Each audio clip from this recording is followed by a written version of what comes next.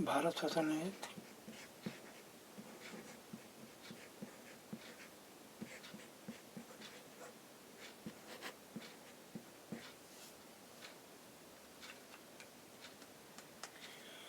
भारत शासन एक्ट 1935 की सर्वाधिक उल्लेखनीय विशेषता यह थी कि इसमें ब्रिटिश प्रांतों तथा संघ में शामिल होने के लिए तैयार भारतीय रियासतों को एक अखिल भारतीय फेडरेशन की परिकल्पना की गई।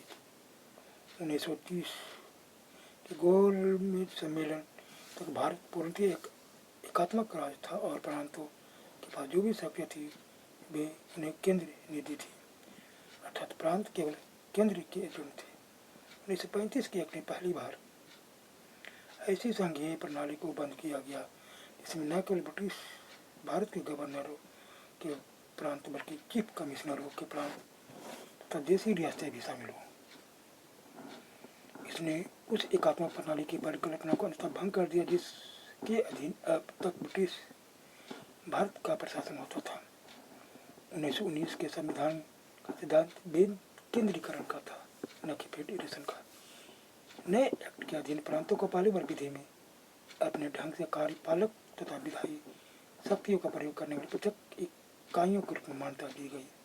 प्रांत सामान्य परिस्थिति में उस क्षेत्र में केंद्र के नियंत्रण से मुक्त हो गए थे। इस एक्ट के अधीन बर्मा को भारत से अलग किया गया।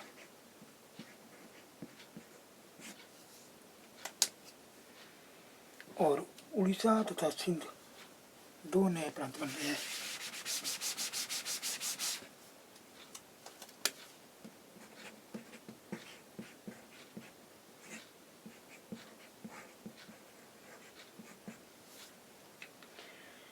केंद्र में प्रस्तावित योजना को ध्यान में रखते हुए गवर्नर 11 प्रांतों को विशिष्ट परियोजनाओं को छोड़कर केंद्रीय सरकार से सेक्रेटरी ऑफ स्टेट की निगरानी, निर्देशन और नियंत्रण से पूरी तरह मुक्त कर दिया गया। प्रांतों को एक पृथक कानूनी व्यक्तित्व प्रदान कर दिया गया। एक्ट द्वारा परिकल्पित प्रांतीय स्वायत्तता की योजना में प्रत्येक प्रांत में से एक कार्यपालिका तथा एक विधानमंडल का उपबंध रखा गया। प्रांतीय विधानमंडलों को अनेक शक्तियाँ दी गई। मंत्रिपरिषद को विधानमंडल के प्रति जिम्मेदार बना दिया गया। वह एक अविश्वास प्रस्ताव पास कर उसे पदच्युत कर सकता था।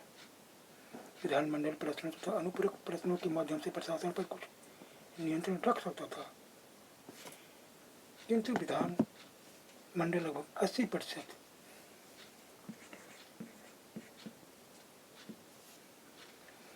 अनुदान मांगों को स्वीकार या अस्वीकार नहीं कर सकता था।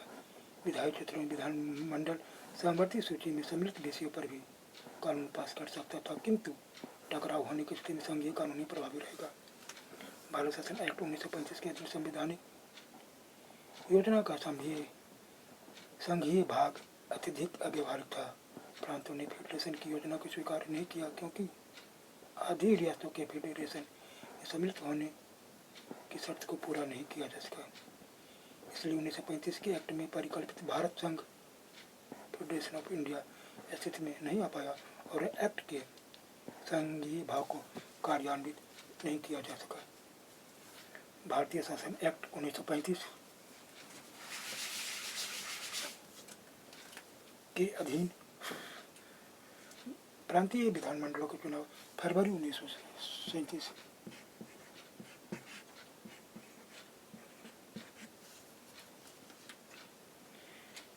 में कराए गए। चुनावों में कांग्रेस को एक बार फिर जबरदस्त जीत हुई। कुल मिलाकर कांग्रेस को 836